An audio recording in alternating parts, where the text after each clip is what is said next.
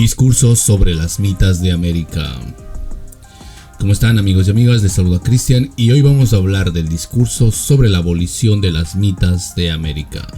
Espero se escuche bien y bueno, muchas gracias por unirse a este canal y un saludo enorme para todos quienes han seguido este proyecto desde su inicio. Creo que no está de más pedirles un like, una suscripción y un comentario.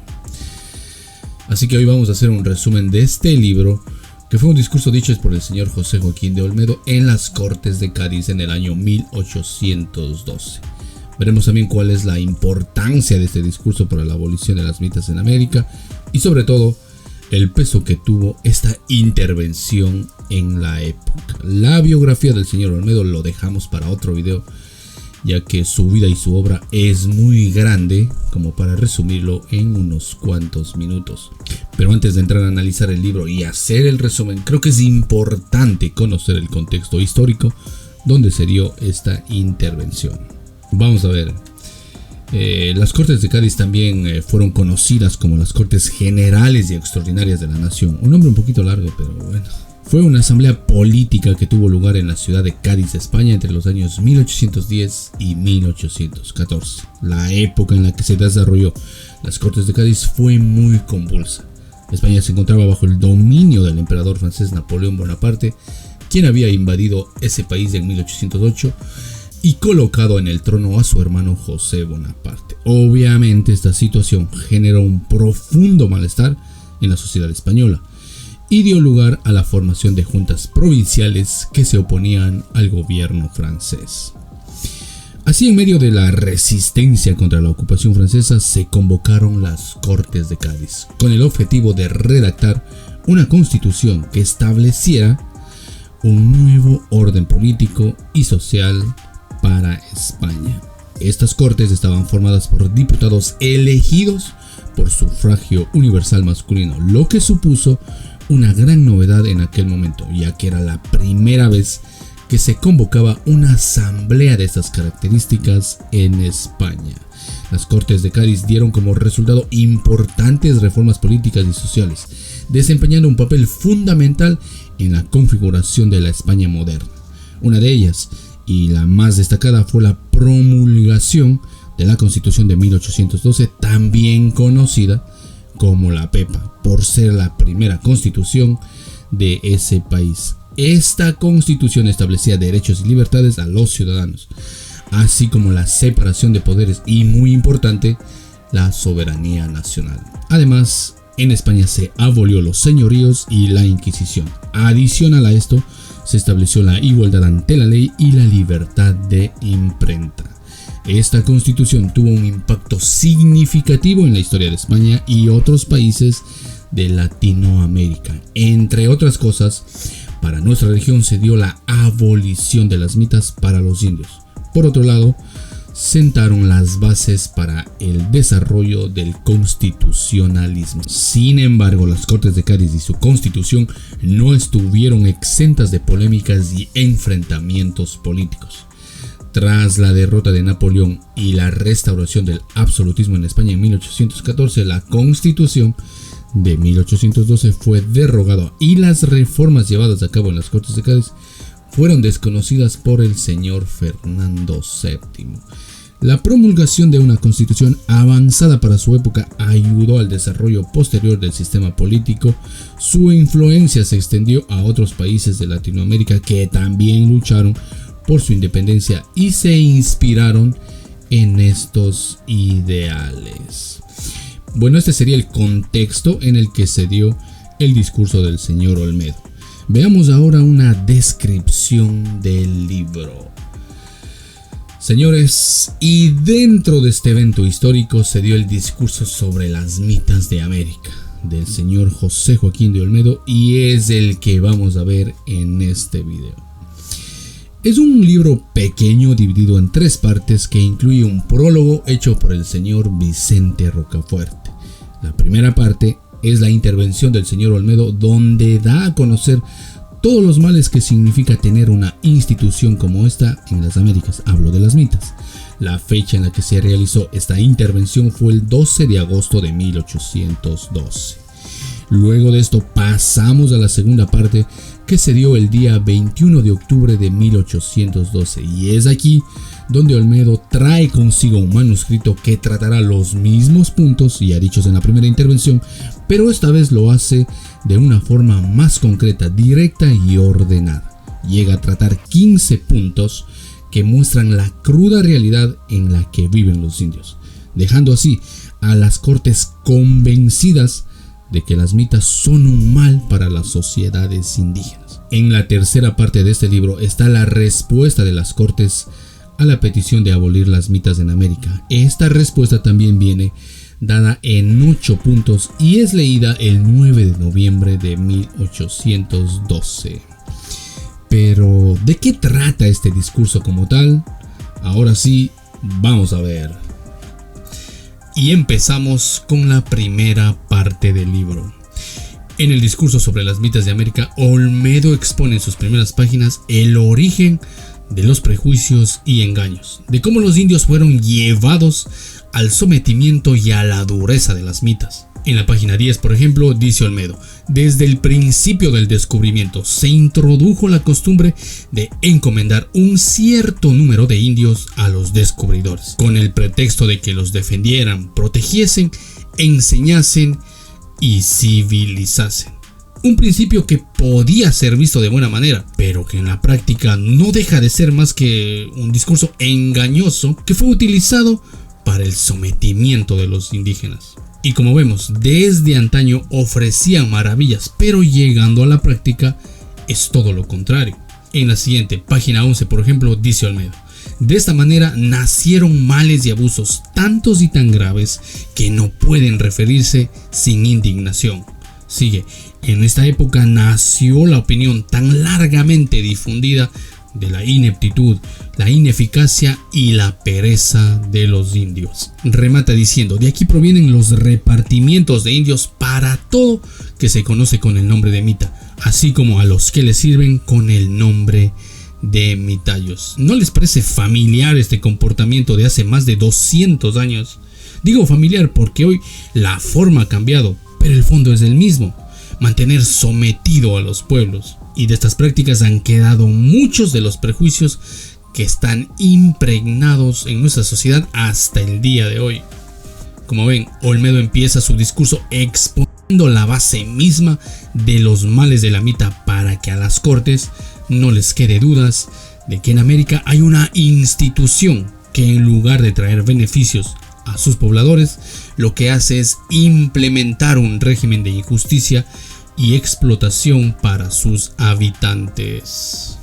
En el discurso sobre las mitas de América, otro elemento a ser tomado en cuenta es cuando Olmedo aboga fervientemente por la abolición de la mita, que es, a más de lo que hemos dicho ya, un sistema de trabajo forzado. Argumenta que esta práctica es inhumana y contraria a los principios de justicia y libertad que deben regir a la nación española. Dice Olmedo: dentro de las mitas los indios sufren los peores males de la humanidad. Dice: ¿y qué les espera llegando a su destino? Amos orgullosos, avariciosos, intratables, mayordomos crueles, poco pan, ninguna contemplación, grandes fatigas y mucho azote. Digo, en estas condiciones, ¿cómo no abogar por la abolición, verdad? ¿Cómo puede alguien soportar tales tratos? ¿Cómo? ¿Cuál es el camino para llegar a esto? Pues es el mismo que se ha venido repitiendo una y otra vez y muy posiblemente seguirá repitiéndose en el futuro: el desconocimiento. Y muchas de las veces no porque uno así lo quiera, sino más bien porque hay un sistema impregnado en el poder que produce las condiciones necesarias para que esto sea visto como normal. Como ven, lo que vivimos hoy y lo que viviremos a futuro no es un mal reciente. Nuestro país no se inauguró hace 1 o 2 décadas. Estos males están con nosotros desde el inicio de la nación, hace más de 200 años. ¿Cuándo acabará? Pero bueno, Olmedo no para ahí y continúa. Describe cómo la mita ha sido una fuente constante de sufrimiento para los indígenas, quienes lastimosamente fueron obligados a trabajar en condiciones extremadamente duras. y encima alejados de sus hogares y familias, llevando a muchos de ellos a la muerte por agotamiento y por toda clase de enfermedades. Antes eran obligados a punta de bala a ir a lugares lejanos a trabajar. Hoy el sistema está tan bien consolidado que el propio individuo toma la decisión de irse a hacer lo mismo de antes, a trabajar en lugares lejanos con los mismos males de antes y muchas veces con los mismos finales catastróficos. Mucho que pensar. Sigamos. El señor Olmedo en su discurso también recalca la ineficacia de las leyes mitales.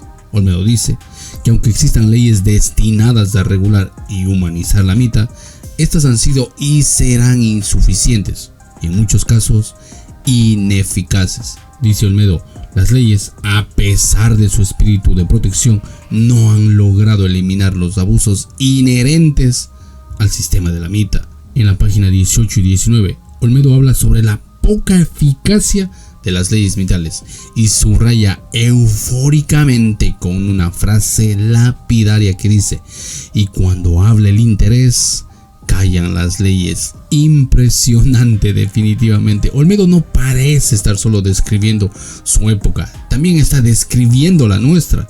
Tanto ayer, hoy y muy posiblemente a futuro, aparentemente el interés, sea de una corporación, empresa, gobierno o sistema, va a imponerse por encima de toda ley o constitución. ¿Cómo desmarcarnos de eso? ¿Cómo? Olmedo continúa y luego en la página 23 enfatiza y con estas líneas deja claro que ninguna ley puede seguir permitiendo un abuso de esta magnitud. Dice Olmedo, es admirable que haya habido en algún tiempo razones que aconsejen esta práctica de servidumbre y de muerte, pero es aún más admirable que haya habido leyes que lo manden, leyes que lo protejan y pueblos que lo cumplan. Una reflexión digna del señor Olmedo. Vamos a ver, hay una frase que se repite comúnmente en las conversaciones cotidianas, que dice, echa la ley, echa la trampa. ¿Y por qué digo esto? Pues tanto antes como hoy, no es suficiente tener leyes destinadas a un fin benéfico. Hay algo más importante que necesariamente debe darse. Es la voluntad de cumplir las leyes, pero esa voluntad debe ser individual, colectiva, social y hasta cultural. Antes, en el inicio de nuestra nación, todo esto pudo haber pasado por alto, por la poca práctica, porque fueron los inicios. Pero hoy, ¿cuál sería la excusa después de tantos años de práctica? ¿Necesitamos acaso un nuevo contrato social? Ahí les dejo esa pregunta. Todo esto lo dijo en su primera intervención. De ahí la importancia de tomarnos un tiempo para leer este libro que nos ayudará a entender muchas cosas. La libertad es otro tema recurrente en esta primera parte. ¿Qué se dice acerca de esto? Vamos a ver. La libertad es un tema central dentro de este discurso. Olmedo no solo expone que los indios, si acaso, conocen una libertad a medias o una libertad dentro de la servidumbre. Olmedo dice algo que seguramente en esa época causó mucha controversia. Él llegó a las cortes a su cita con la historia y en la página 23, hablando de la libertad, dice lo siguiente: la mita se opone directamente a la libertad de los indios, que nacieron tan libres como los reyes de Europa. Solo imaginen ustedes decir algo así en el siglo XIX, cuando todo el mundo estaba tomado por los reyes. Impresionante de verdad. Con esto Olmedo está diciendo que la libertad no debe ser un privilegio de pocos, o que la libertad se la debe ganar. Olmedo asegura que todos nacemos libres, sin importar el lugar y las condiciones socioculturales, que luego un sistema coarte la libertad por intereses contrapuestos al individuo responde únicamente al más fuerte. Entiendo por esto que Olmedo no está diciendo que el ser humano es libre por naturaleza. Y digo yo por naturaleza, no asegurando esta, pues es precisamente lo contrario. Lo digo como para afrontar una posición un tanto, digamos, recurrente que casi siempre opta por la controversia. Pero aquí no hay tal, porque Olmedo lo dice claro y utiliza las palabras precisas cuando dice nacieron tan libres como los reyes de Europa. O sea que la libertad para Olmedo es inmanente, es inherente al ser humano. Que con el tiempo y otras tendencias la libertad como tal está en constante debate, forma parte de la narrativa política. Pero nuevamente y para rematar, Olmedo deja claro en las cortes que los pueblos originarios de América son orillados a vivir en condiciones que exceden la esclavitud, o sea, lo opuesto a la libertad. Por ello, en la página 24 manifiesta lo siguiente: los indios son condenados de esas horribles y famosas fatigas sin otra culpa que la avaricia ajena, sin otro crimen que su humanidad y su mansedumbre. Vamos a ver, la libertad para los indios, sin caer en exageraciones, es un bien que se alcanza solo con la muerte. Es tan ajeno a su realidad que ni siquiera forma parte de sus anhelos.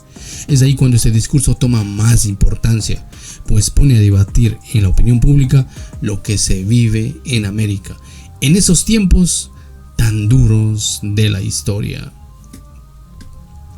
Muchos temas se tratan en esta primera parte, como por ejemplo el papel de la justicia y la humanidad. Estas dos están muy presentes en este discurso. Olmedo destaca que la abolición de la mita es una cuestión de justicia, humanidad, política e incluso de filosofía. Insiste en que mantener este sistema es incompatible con los valores de una nación civilizada. Entiéndase por esto que tal civilización solo se aplica dentro de los imperios, pero en la periferia quedan solo sus anhelos, y no de todos, sino únicamente de quienes buscan una equidad dentro y fuera de los imperios. Es también por esta razón que la mita y su eliminación es esencial para el bienestar y la dignidad de los pueblos indígenas. En la página 26, por ejemplo, Olmedo explica la deshumanización a los que son sometidos los indios cuando dice: a saber que para ir al servicio de las mitas, los indios son obligados a abandonar sus hogares, a vender sus tierras, sus cosechas, sus ganados y a malgastar el fruto de su sudor de muchos años y aún el sudor futuro para los gastos de ida y de destierro, para su mansión y vuelta. Digo de vuelta muy impropiamente, porque son muy raros los que vuelven. Maravillosa descripción. ¿Qué opinan ustedes de esto, señores? Vamos a ver. Los argumentos basados en la realidad que se viven en las mitas están dadas. Es cuestión de tiempo para que la institución de la mita sea abolida. No hay humanidad que soporte tanta desidia. No hay política que defienda más de estas prácticas. No hay argumentos filosóficos que sostengan esta barbarie. Y si los hay, el resultado es nuevamente la barbarie. Olmedo entiende que el camino y la única salida es la abolición. En esta, que sería la primera parte, se toca desde muchas perspectivas la problemática de la mita. Acabo de citar lo que yo he considerado es lo más sobresaliente. Luego hay muchos otros temas que se me escapan. De ahí la necesidad que se tomen un tiempo para revisar este pequeño libro por ustedes mismos y puedan contribuir con más ideas en la caja de comentarios. O pueden escuchar también los capítulos anteriores y sacar más y mejores conclusiones. Ahora vamos a ver la segunda parte. En esta segunda parte, el señor Olmedo, después de exponer lo que realmente es la mita en la práctica, ahora viene a subrayar y a fortalecer lo dicho antes, con la diferencia que ahora tratará la mita desde 15 puntos. En sus primeras líneas, para Olmedo, la mita es un sistema de encomiendas. Reitera lo dicho antes en la intervención anterior. Además, Olmedo ahora explica cómo desde el descubrimiento de América los indígenas fueron encomendados a los colonizadores bajo la excusa de la protección y la civilización, lo cual con el tiempo llevó a graves abusos y explotación. Así lo recalca desde el primero hasta el cuarto punto. Lo encuentras en la página 32 a la 35. Dice también que el resultado de la avaricia y las leyes pueden reunidos formar la historia más horrible y fidedigna de las mitas. Vamos a ver, entiendo por resultado de estas dos, avaricia y leyes, el juego impropio de una sociedad que busca, si acaso, un bienestar colectivo. Si prima por encima de las leyes la avaricia, no esperemos que ese pozo sin fondo un día llegue a la satisfacción, porque casi siempre termina con el que lo aplica y del lado quedan leyes y normas. Pero las consecuencias más duras se encarnan en la cotidianidad, quiero decir, la sociedad que lo sufre. Otro elemento a destacar en esta segunda parte es el testimonio histórico. Olmedo ofrece una amplia descripción de las prácticas de explotación de la mita. Dice que esto ha sido una constante desde la conquista. Este mal no es reciente, ha afectado a generaciones de indígenas. Muchos nacieron y murieron en esta realidad sin siquiera imaginar que eran víctimas del sometimiento. Todas estas descripciones pasan a formar parte de la historia para que en lo posterior sepamos los males que azotaban nuestra región. En el punto 5 Olmedo dice: la humanidad, la justicia y la política reclaman un remedio pronto y eficaz, y este remedio no es más que la abolición absoluta de las mitas. Así lo destaca también en el punto 6 y en el punto 7. Todos estos elementos pasan a formar parte del testimonio histórico. Ya no son solo las víctimas de la mita que reclaman la abolición. También, llegados a este punto, la historia misma reclama un alto de inmediato a esta institución.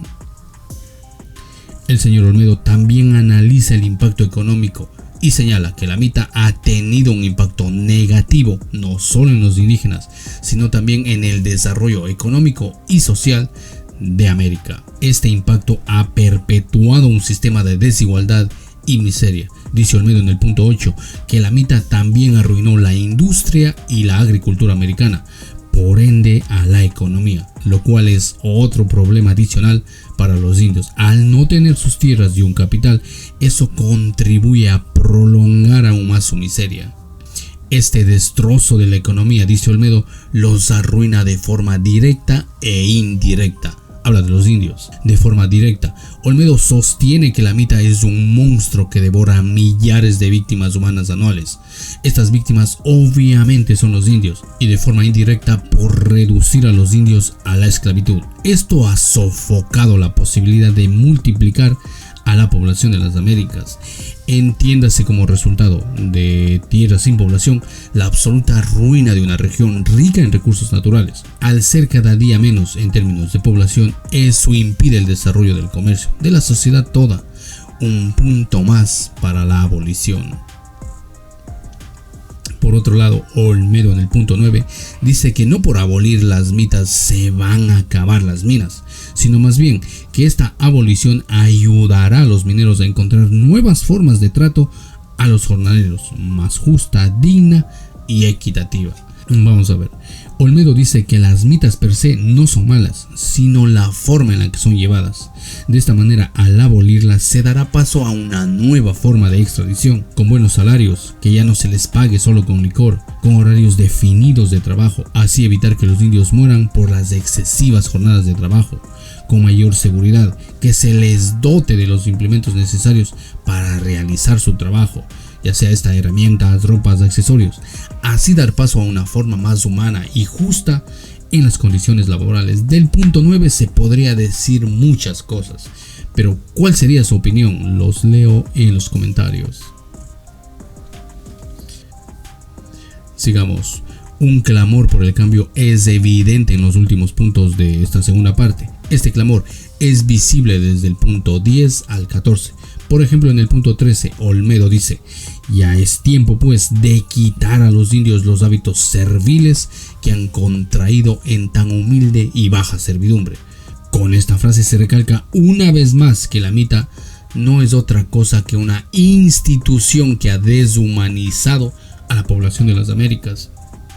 Ese discurso también hace un llamado, sobre todo en el punto 14, a las cortes para que actúen con rapidez y efectividad para abolir la mita, destacando, parafraseo, que una simple palabra de las cortes puede eliminar esta fuente de miseria. Incluso Olmedo sostiene que si se ponía fin a las mitas en su primera intervención, se hubiese ahorrado muchos días de sufrimiento a los pueblos de las Américas. Las cortes entenderán que el cambio es el único camino y sobre todo es un paso en la historia que no puede ser rechazado.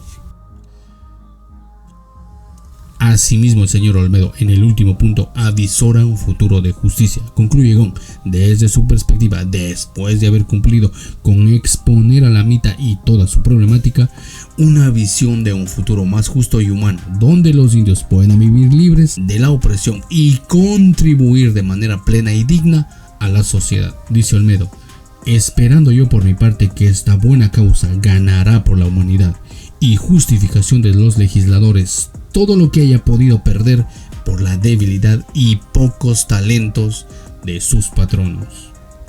Hermosas declaraciones, convencido Olmedo que la abolición es el único camino, concluye su discurso. Ahora solo se espera que las cortes analicen y den su veredicto. Así termina esta segunda parte. Pero ¿qué opinan ustedes de este discurso? ¿Qué es lo que más les ha impactado? Antes de terminar este resumen, veremos la tercera parte. Finalmente en este capítulo encontramos la respuesta de las cortes que fue resuelta en 8 artículos. La fecha en la que se oficializó fue el 12 de noviembre de 1812. No diré más que en esta respuesta podemos ver un convencimiento absoluto de las cortes a la abolición de las mitas como institución. Tal es así que desde el primer capítulo se decreta de forma clara y dice: queda abolida las mitas o mandamientos o repartimiento de indios. Ahí lo tienen. Bueno, el resto de artículos dan reflexiones relacionadas a la mita. Dice cómo y cuándo debe entrar en vigencia la abolición, en qué sectores se elimina el abuso que sufren los indios. Una de las cosas que más llama la atención está en el punto 5, pues es ahí donde se ordena repartir tierras a los indios, lo cual es por demás positivo, porque el indio al tener propiedades empieza a pensar en comunidad y ya no solo en la supervivencia. Y algo muy importante, en el punto 7 se dice que si acaso este decreto no es ejecutado por las autoridades, estas serán castigadas. Así de contundente fue la respuesta de las Cortes de Cádiz cuando se abolió la mita en Américas. ¿Qué opinan ustedes, amigos y amigas? Ahí lo tienen. Y bueno, señores, me resta decir que en este resumen he recogido los puntos más importantes desde mi perspectiva sobre el discurso de Olmedo. Recomiendo que lo lean, es un libro pequeño pero cargado, como vimos, de mucha conceptualización social que bien nos puede ayudar para entender los tiempos en los que nos tocó vivir. Me resta también agradecer a todos los que se unieron a este video. Y no creo que esté de más pedirles que se suscriban, comenten y comparten este canal. Haré lo posible por traerles más libros a los cuales les daré lectura. Asimismo, haré un resumen como el que acabamos de ver. Y bueno, amigos y amigas, las conclusiones las sacan ustedes. Queda abierto el debate. ¿Qué opinan? ¿Qué les pareció? ¿Qué otros libros quisieran que les traiga? Etcétera, etcétera. Y nada, sin más que decirles, se despide Cristian. A todos ustedes, muchas gracias.